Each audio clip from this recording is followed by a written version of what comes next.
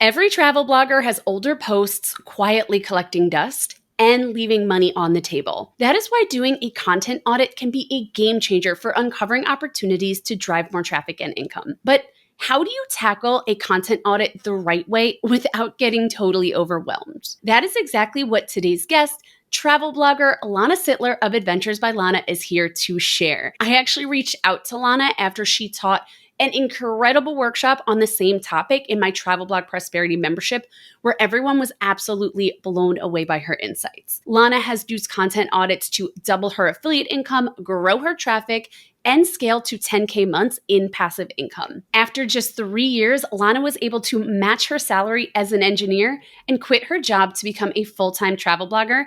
And today, she'll be sharing her best tips to help you do the same. But first, I want to direct your attention to the video description or the QR code on your screen, where I've shared a link to my free travel blogger resource library. Inside, you'll snag access to 75 plus resources, from cheat sheets to workbooks to workshops to video tutorials that can help you truly turn your blog into a profitable business. And that includes a blog content audit cheat sheet to pair with today's episode. I am all about implementation, and I really want to make sure that you don't just watch this video and forget about it, but that you actually use what is shared to make your blogging life easier. Feel free to even pause this video to go grab those resources.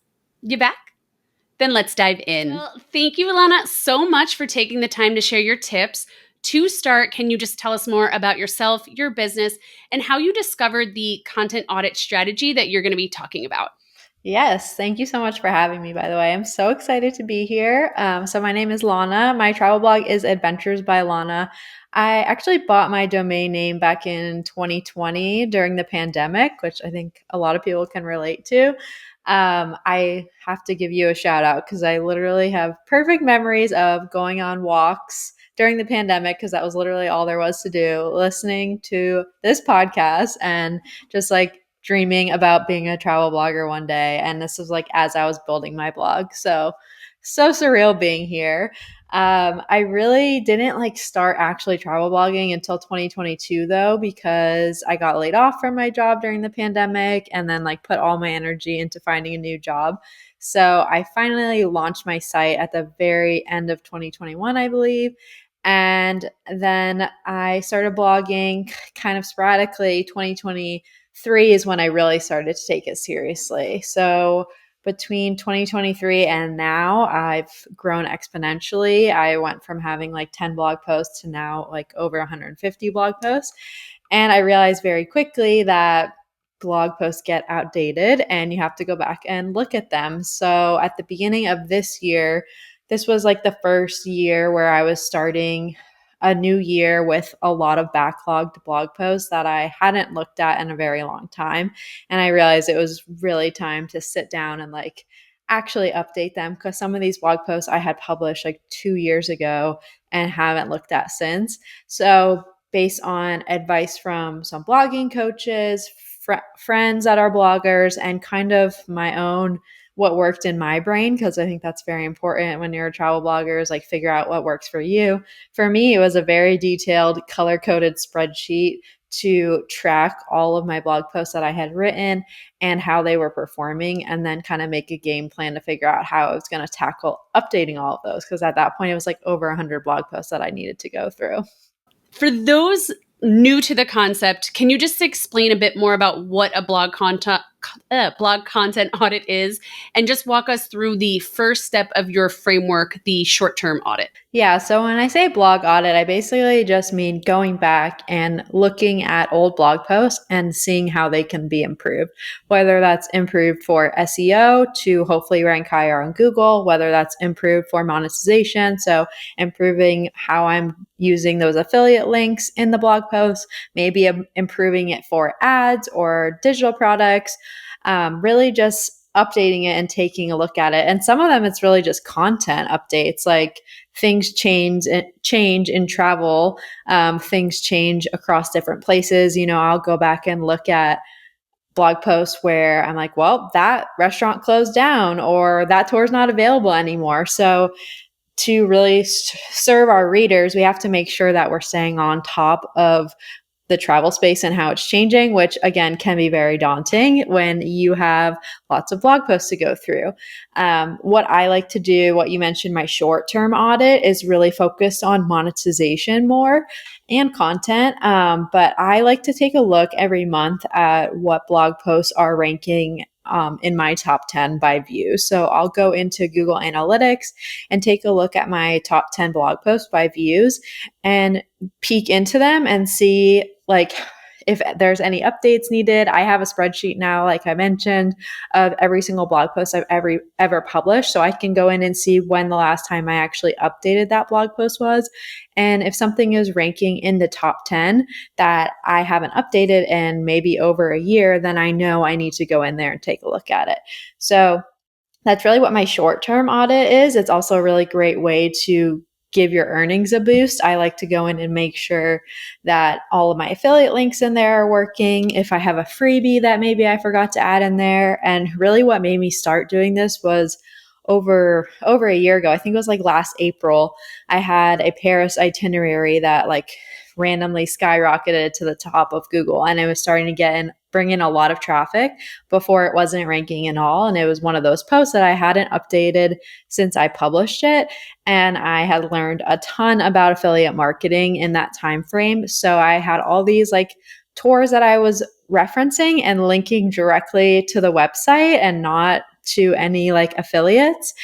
So I went in, and one of the tours I switched out for a Get Your Guide link, and I ended up making like thousands of dollars that summer. I think it was booked like over 50 times in a couple of months. So if I hadn't gone in and checked my Google Analytics, I would have never even thought to go back and update that post. So now I try to be more proactive, not always reacting to what's trending on my blog, but I do think it's a good like short-term boost that people can go and do. Just take a look at your top 10 blog posts and see what can be improved there. Now, when reviewing those high traffic posts, what specific monetization or affiliate opportunities should bloggers look for to kind of uncover those hidden gems or opportunities to see those kinds of results?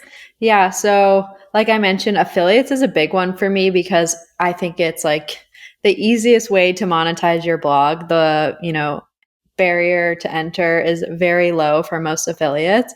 And it's literally as simple as inputting one affiliate link in there. Maybe you mention a tour and you are linking to the direct company website like I was.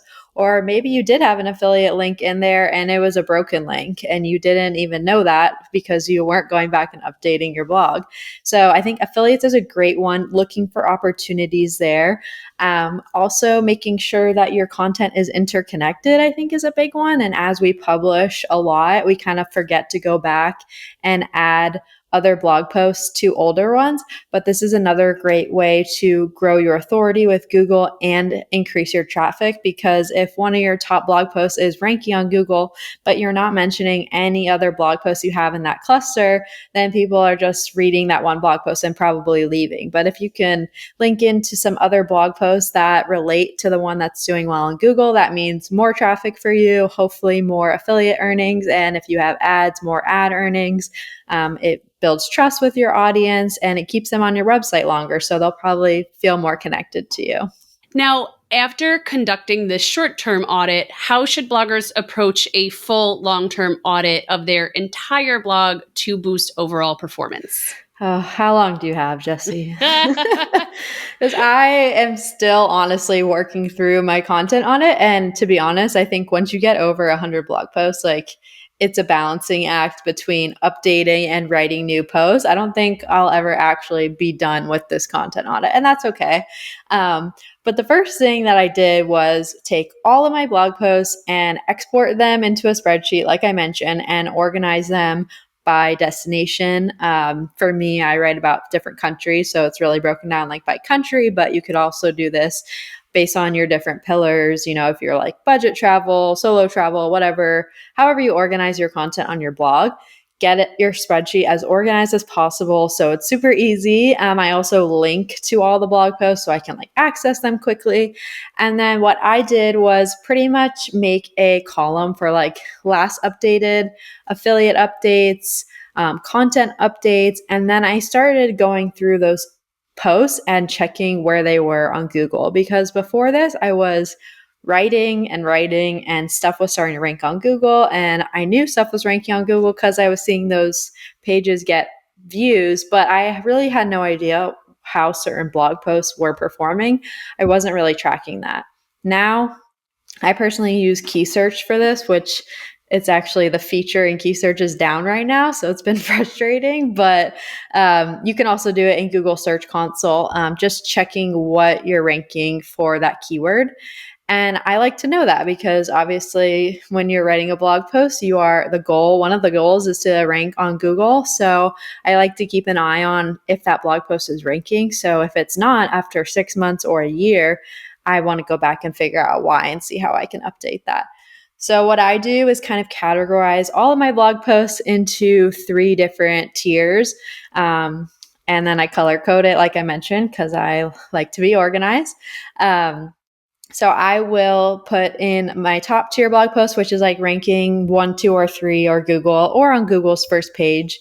And those are really like the gold star ones, the ones that don't really need too much updates because they're already ranking. Maybe there are some affiliate tweaks in there or a freebie ad or something like that. But in terms of content, those ones are doing what they're supposed to be doing.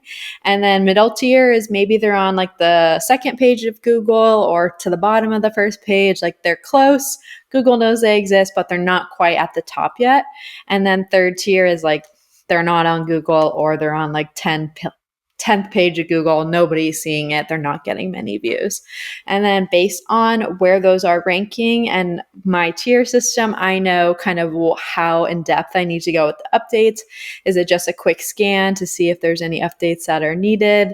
Is it a pretty intensive content update to get it ranking on the first page? Or is it like a major content update? Maybe it needs to be deleted. Maybe it needs to be completely overhauled. And then once I have kind of those 3 tiers, and I will start attacking by cluster. And I think that's super important because that is something that I've really learned in the blogging world. I used to like ping pong around different destinations when I was writing. Now I'm very strict on writing and updating one cluster at a time because it's just so much more efficient. When your brain is focused on one thing, you get done a lot quicker. So now actively, I'm pretty much working through each cluster and going through those content updates. Sorry, that was a lot. No, that was actually a really good tip about the doing one cluster at a time. Because I also feel like, if you mention a restaurant in one post about a destination, you may have mentioned it in others. And if it closed, you can quickly update it in all of them. That's a really, really good little hack there. Yeah. And it works for everything, like your affiliate links. You might be talking about the same tour cross cluster. So you might want to travel payouts. Now you can save links in there, or you can just throw it in your notes app. Everything is just fresh at the top of your mind that way. And I find that you're just so much more efficient when you're tackling things by cluster. And you mentioned identifying top performing posts. So what strategies can help bloggers scale their income without hurting existing SEO rankings? I know that's a big fear of people when it's especially in that top 5 in Google. Yes, definitely a balancing act. And if you asked me that a year ago, I did not even touch those blog posts because I was so scared. Now I'm a little bit more less careful with that because if you know that you can improve that blog post, then I think you should go and make that change. But at the same time, I wouldn't completely overhaul the blog post that's ranking number 1 on Google. That doesn't make sense. But if you see oh, I could make this affiliate link better, or I could add this affiliate link, or hey, I have a freebie now, I want to add that in. Little things like that, I don't think hopefully will cause catastrophic damage to your Google rankings. If it does, that's a Google problem. That's not a you problem. But the biggest thing, like I mentioned, the affiliates are really what I like to tweak when it comes to making those improvements, unless there's something content related that I think really needs an update. But in general, it's small affiliate tweaks, whether that's adding a tour, maybe changing the language, making sure my affiliate links are standing out, making sure I'm providing personal experience with those affiliate links to encourage people to actually book the thing. Little tweaks like that, I think, go a long way when it comes to updating those number one posts. You don't have to like go in and change everything. Yeah, and that's a really good point with the adding personal experience, especially nowadays. I feel like people are getting like less and less trusting of things they see online. So if For you sure. can have like a photo of you on the tour or wearing the thing you're talking about, or a video, a reel, whatever, of like, here's me actually on this food tour I'm talking about, I feel like that can go such a long way. Yeah, I agree. I have done I'm obviously, you can tell I'm big on audits. I also am really big on auditing my affiliates, and I do that every month. So I've looked at a lot of my affiliate data, and hands down, the tours that get booked the most, or the hotels that get booked the most, are the ones where I either say, like directly, I stayed here and I loved it, or this is the tour I went on. Here's a photo of me. I've started writing full reviews of tours that I've gone on, like one blog post, just reviewing that tour, not a roundup. And those are performing so well because showing your emotion and inspiring people is really what does convert them and what builds trust, especially like you mentioned in today's day and age where you really can't trust like what you see online. And then you also mentioned the middle performing posts. So, how do you evaluate and upgrade those middle performers to help boost their rankings and income? Yeah, so that's honestly probably where I spend most of my time because a lot of my blog posts are those middle performers, I would say. Um, and it really depends on the blog post. But I think the best thing that you can do is look at it with a completely fresh eye. Like if I was searching this term on Google, what am I actually looking for? And I think a lot of people kind of miss the mark on that. You might go into writing a blog post and have like an idea of what it should be in your head, but you really have to put yourself in your readers' eyes and think, okay, if I was typing this search term into Google, what am I looking for? Some people might have, an itinerary style post, and I see this a lot, but then it's not laid out like an itinerary at all. It's more laid out like a travel guide. People who are searching itinerary typically want like day 1, day 2, day 3. So I recommend going in with a fresh eye and just thinking about the intent of your keyword and what you're trying to rank for. And then the second thing I like to do once I've kind of done that with blinders on, I'll go into Google and see, okay, well, what are the people who are ranking on Google? How are they structuring it? What do they have in their blog posts that I don't? And that doesn't mean go in and copy everything they're doing, but if you truly believe that your blog post should be number one, it needs to provide as much value as possible. And sometimes seeing what other people are doing on Google, you might have a light bulb moment where you're like, oh, I totally missed the mark on how I structured this blog post. Or maybe they have a map of the destination or like just extra things that are beneficial to their reader that you don't have. So I think when you do go in and look what's ranking on Google, because again, Google is ranking those number one for a reason. So if that's your goal, then you should at least know what's out there and what's ranking. From there, between those two things, hopefully you have a good idea of the kind of updates you want to make, whether that's content updates. I like to kind of refresh my blog posts with updated photos if I have them. I've been adding a lot more photos lately because I've realized that when I'm reading travel blogs, like a lot of the times I'm skimming the text and I'm just looking at the photos. I think photos are so underrated for travel bloggers. So it's very important that your photos, are compressed and the right size and they don't affect your site speed. But I think having more photos, especially if it's showing you doing the things that you're talking about, again, in this day and age is so, so important. And at the end of the day, it's really about like, what extra value can I provide for my reader who is searching the search term? It's not about adding 1,000 words because the first page of Google has 1,000 words more than you on every blog post. It's really got to be about your audience, about value, and how you can provide that in your blog posts. And then the last thing that I'll probably want to add there is also, like I mentioned, linking out to those other blog posts, because I think that's so, so important. You want to show Google that you're an authority on that topic. So the more connected you can make your blog for those destinations, the more value you can provide. Is one, going to show Google that you know what you're talking about, and two, it's going to show your readers, which is really the most important thing. Showing them that you did the thing, you went on the trip, here's all the blog posts you wrote about it, and making sure that they're aware of those blog posts so that they can go and read them too.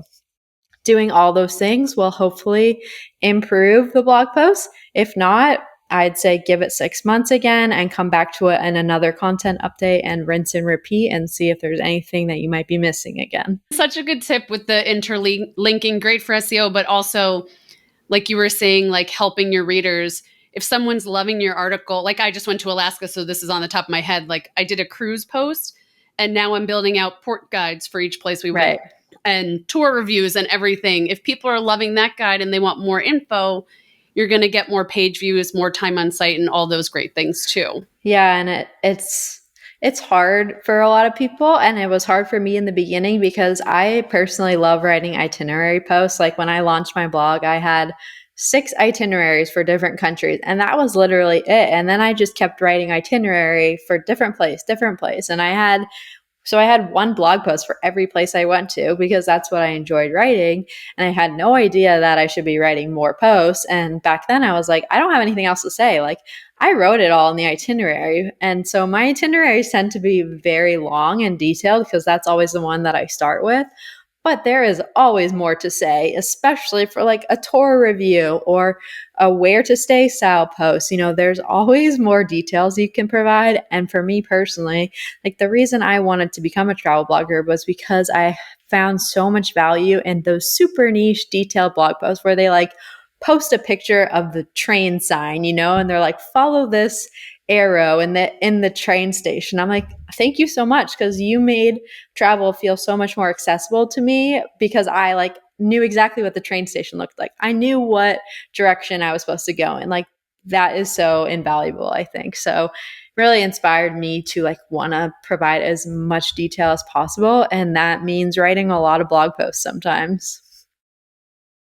Yeah, I'm the same. I usually start with like my really in-depth, I'm solo travel, so it's either a solo female travel guide or itinerary type of thing. And then I'm always thinking like, okay, what would be helpful? Like someone on this post, what would they want to click to next? What would they want to know next? But I'm like you, I love the details, and I'm also very detailed. Yeah, I think that's honestly a must for being a travel blogger. Yeah. Now, you also mentioned low performing posts. So what's your process for deciding whether a low performing post should be updated, merged with another, no indexed, or deleted altogether? Yeah, it's a hard question. I think I've actually really only deleted maybe 3 posts before. And those were like posts that I wrote before I knew what SEO was. Back when I thought that blogging was like Instagram, where you had to be consistent and like I had to publish once a week. So I was just like posting like a blog post with like 15 photos in it and like 15 photos to inspire you to visit this place, because I like saw someone else do that. I was like, oh, that's easy. I can get that done in an hour. So like those I deleted, things that like I couldn't salvage the content at all. So I would say if it's not useful, it's not related to your niche anymore. Maybe it's like the structure and your URL is wrong and like everything is just wrong with it, and it would be easier to just start again in a fresh post, then consider deleting it. But if it can be salvaged, then I would definitely prefer to just rewrite the content. And even if you have to like do a redirect to a new URL, I have done that on a handful of posts. That's okay. Obviously, we don't want to do that for like every single blog post that we're updating. But it is better than maybe going in and deleting like half your website, because that's going to require you to do a lot more work. So I would say most of mine I will just update. Some I have merged. And it really comes down again to the intent of the article. And I think a lot of people, before they understand SEO and keywords and all that, they're just like writing with none of that in mind. And then you come back a year later, like this is what happened to me, where it was a great blog post. It just needed a little bit of tweaking to actually rank for a certain search term. So I have a blog post where literally none of the content really changed, but I changed like the title, the URL and got rid of some keyword stuffing and kind of switched keywords. And then it ended up ranking for that new keyword just because I realized like no one was actually searching for that keyword that I was using before. So little tweaks like that can go a long way. For no indexing, I really use no indexing if it's like, I know this post is not ranking on Google, it's not performing well, and I'm not going to be able to update it anytime soon. It's basically just like putting it on the back burner. No indexing is basically telling Google, like, don't look at this. So again, I wouldn't go in and like no index all your blog posts at once, because then you're just like taking all your authority away from Google and like not showing anything. But it's a good kind of placeholder. If you have a handful of blog posts that aren't ranking well, you might consider re-index or no indexing them so that they're not, dragging your site down in terms of rankings. And just a little follow up to that, because, some people, when they're first starting out, like nothing's really ranking yet. How long would you suggest someone maybe be blogging before they even kind of think about no index, delete, and all that kind of stuff? Yeah, I would say at least 6 months is the minimum, especially if your site is brand new and you're like not even showing up on Google. That is very normal. Again, something I didn't know in the beginning. Google has the Google sandbox where like if it's a brand new URL, they're not even going to trust your site until you're putting out content. Maybe you have some backlinks. So I would say at a minimum, 6 months, maybe even longer. I always like to share this because I remember when I learned about it, it was like a light bulb moment for me. But requesting Google index your blog posts in Google Search Console. I had no idea that this was a thing. Basically, it's how you tell, for those who don't know, it's how you tell Google like, hey, my site exists, please look at it. And that tells Google to put its little bots and scan your site. And you can do this with your whole site. You can do it with individual blog posts. I still do this manually, even though I don't need to, because I know my plugin does it for me, but it's like something that I just like to do after I publish my blog post. I go in and I put it in Google Search Console and I say, please index this. And then they'll scan it and decide where they want to rank it. But that first initial ranking can change rapidly over the next week, month, 6 months, year. So again, if your site is new, don't write your first 5 blog posts and then be like, oh my God, it's not ranking. I need to reevaluate and audit everything. I would say this audit strategy is really for people who have been blogging probably for at least like a year, because at that point, that's when you should have a good amount of blog posts that you probably have learned some things since then and need to go back and update them. So after completing this whole big audit, how can bloggers create a sustainable check-in system to keep their content and income growing? You kind of touched on that, but I'm curious if you have anything else to add. And then how often do you recommend people check in on it? Yeah, so I think it seems like it would be a simple math equation based on how many blog posts you have and how much time you have. Right now I'm trying to get in a groove where I'm like working through new posts for maybe a month, like depending on how long it'll take me to get through one destination. And then in my next sprint, I'm tackling one of my old clusters and doing an audit.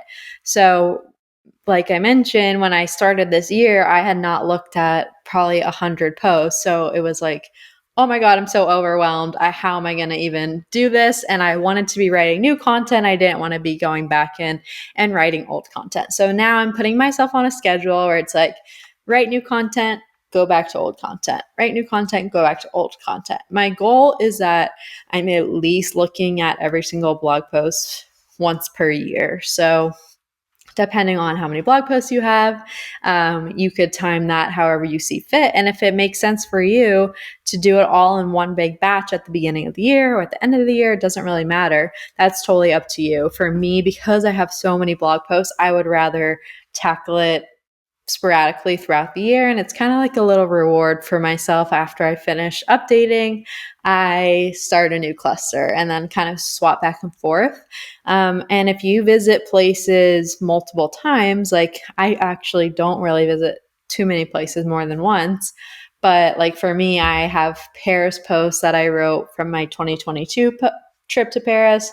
I just went back to Paris. So now I'm going to be going through my Paris post probably next month and refreshing some of the photos, seeing if there's any insights, things like that. So if you're traveling back to a place, maybe that's a good reason to go back right after when it's fresh on your mind to go back and look at those posts. But I think really making a schedule that allows for you to look at blog posts at least yearly so that you don't end up with a huge backlog of outdated posts, especially if people are reading those posts. You don't want people reading a blog post that is like half of the information is outdated, the links are broken, the restaurant you recommend is closed. Like that doesn't look good for your reader. So I think it really depends on your niche, and hopefully you're not in a niche where like things are changing really quickly. But yeah, that's what I recommend. And, obviously this is quite time consuming. You're going to create this sustainable schedule, but it's going to be over time. What are your favorite sort of quick affiliate, ad RPM, or other tweaks that often deliver more immediate income results? Yeah. For affiliates, like I mentioned, I think that's the easiest quick win. We talked about personal experience. That's definitely my biggest quick win, is like going in, looking at your affiliates. And if you're mentioning a tour or a hotel, are you providing personal experience there? Just adding one sentence about why you loved it or why you wish you did this tour, I think will increase your conversion. Sometimes people are literally, you're just like mentioning something and changing the text to a link, but you're not calling any attention to the link. A lot of people, think that affiliate income is passive, which it is, but you have to like put in the work on the front end to make it super passive. Another little thing that I think makes a huge difference is making the link stand out, even just like changing the color background and hitting enter so that when you're talking about that tour, it's on its own line, and maybe you add an emoji on one end or something to draw people's eye to it. Because again, people are busy. We all have short attention spans. People are skimming those blog posts. So if they're skimming a blog post and your link is buried in a 3-sentence paragraph, they're probably just going to go right past it. But if it's broken up with a different colored background and they see like, book this now before it sells out, completely different result. So that is what I like to do. It's really getting kind of micro with your affiliate links, but I do think it's necessary because you have to treat each one like its own opportunity for conversion, which it really is. Yeah, I'm curious, do you also do any, like one thing I like to do is I'll add usually like some sort of quick tip or recommendation right under the intro in like, a different colored box. I know a lot of people do comparison charts too, which I'm a big fan of those. Like if something can help me make a decision super quick, I'm probably going to click it. Yeah, that's one of my things that I'm going back and adding to a lot of my affiliate posts actually, is like, especially for roundups, adding a like box at the top, like this is my number one recommendation. 9 times out of 10, that is the one that people are booking. That's the one that converts best because people don't even read the rest of the blog post. They're like, okay, you recommend this one. Great. If your audience trusts you, then that's an easy win for them. Also, like the comparison boxes, if you're writing a blog post that, you're comparing 5 different tours, and they have to like read each one, you're writing that blog post to make their lives easier, which you're saving them from having to go read reviews and compare them. But if you can just provide a box at the top that's like, the name of the tour with the links and maybe the prices and like a quick synopsis, like this is best for solo travelers, this is best for couples, this is best for families, like that, you're just making their lives easier, which is the goal of the blog post. So I think that's really helpful. And I have been talking to a lot of people recently actually about those like quick guides at the tops. And I personally love them. I always use them when I'm reading other people's blog posts. And I think they're most useful and they convert the best when they're very specific to the blog post. Like a lot of people just write generic ones that it's like, make sure you buy travel insurance, book a rental car, like very generic that can be used for any destination. But if it's customized to the blog post, and I pretty much try to make mine like per city or per country if I can, but normally it's like per city, I'll do like 2 top hotels that I recommend, the top tours, maybe best time to visit, just like a quick introduction. And then I reuse that across all of my blog posts about that city or about that country. I actually see really good conversions with those. But so between those and then like the top choice for whatever tour you're talking about, or hotel, if it's a specific affiliate post, I think those are really helpful. I actually just added one of those to my Paris blog post because I do see really good conversions in my Paris itinerary, but it's a really long blog post and there's so many tours in Paris and things you need to buy tickets for in advance. So I just made like a quick box at the top that had like, here's what I recommend booking in advance, and then like tickets, links, and then how far in advance I recommend booking. Because some things it's like maybe book a week, some things it's a month, some things it's 3 months. So I think that is like super beneficial. And I've started to already see really good conversions from that. I love that idea. And I feel like there's so many little things you could do with Gutenberg where it's like, I'm assuming maybe you save it as what do they call it now? A pattern? Pattern, yeah.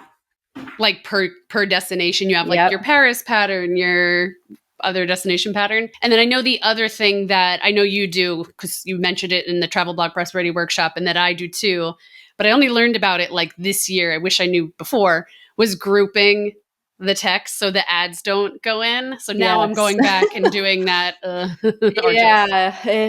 Again, things we wish we knew before we started, but when you started your blog, you didn't have ads on your site. So it looked great. And then you got ads and you're like, oh no, it's terrible.